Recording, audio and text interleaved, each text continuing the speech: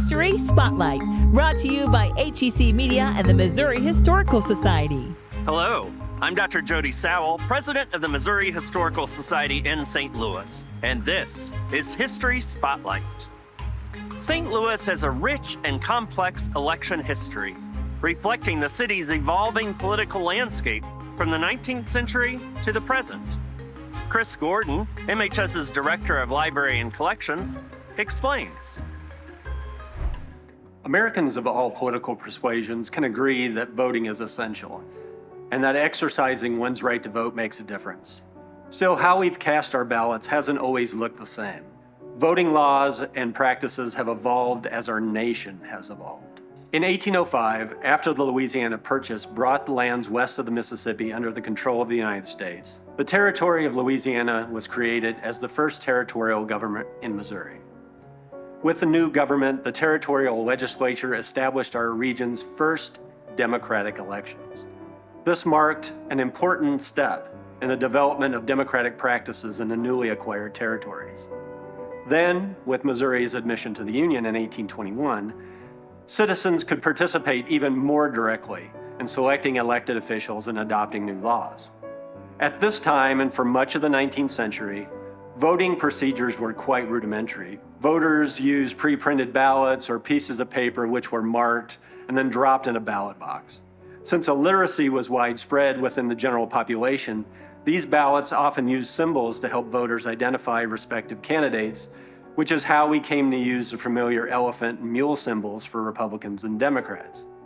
After casting ballots, the count was determined by checking the number of names in the poll book against the number of ballots in the box.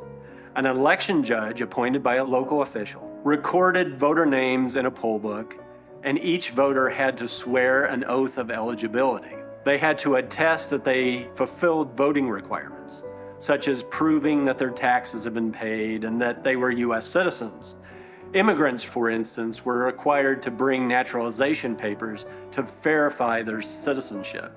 We must still attest to citizenship and residency laws when we go to vote, but other early eligibility practices, such as property ownership, were dropped by the mid-19th century.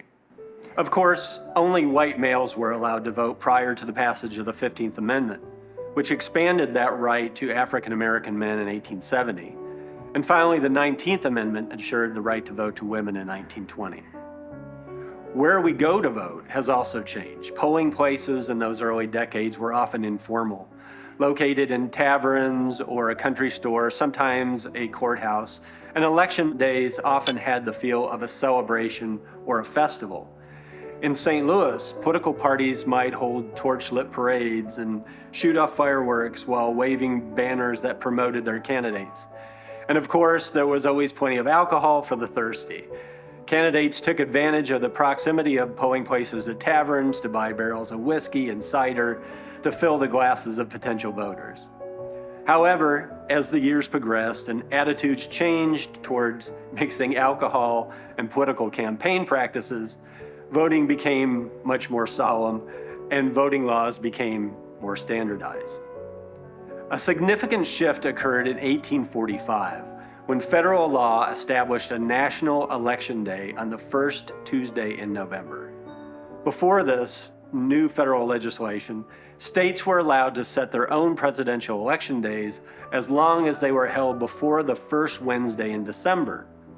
Therefore, unlike modern elections, where we often see the results very soon after or on election night, you had to wait until all the states had voted, the votes were tallied and reported to Congress, and the winners were certified.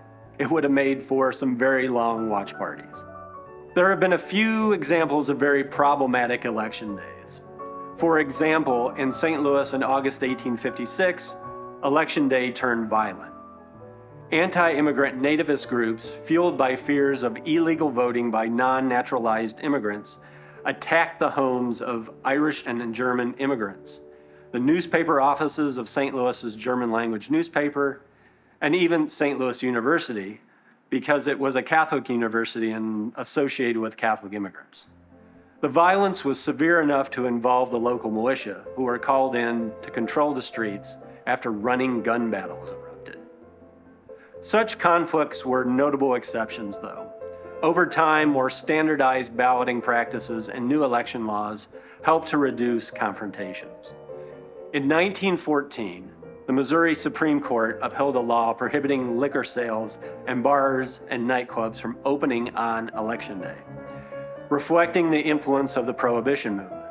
This decision aimed to prevent disruptions and ensure a sober electorate. In St. Louis, which wasn't much of a Prohibition town, these laws were still enforced. But the St. Louis Post-Dispatch lamented on election days, quote, "St. Louis became a Sahara." These liquor laws remained on the books in Missouri until well after Prohibition was over. It was in the 1980s that these Prohibition-era laws began to be relaxed and repealed. Fears surrounding potential disruption at polling places continued to be a concern, though. In 1932, amid the Great Depression, St. Louis city officials took measures to police polling places more rigorously. Officers were stationed at each polling place to discourage potential violence or disruptions. They were ordered to watch for concealed weapons, enforce laws against electioneering within 100 feet of the polls. Today it's within 25 feet of the polls. And they were instructed to, quote, "arrest all drunks." The one thing that hasn't changed is that it is important to remember that the right to vote is one of the cornerstones of our democracy. Each election is an opportunity to have your voice heard. Throughout history, Americans have cherished the right to vote. And on Election Day, we should emulate those who fought to uphold those rights and expand the right to vote to those who were originally disenfranchised on Election Day. Next week on History Spotlight, a look at the history of Soldiers Memorial and Memorial Plaza. To learn more about the Missouri Historical Society, visit mohistory.org.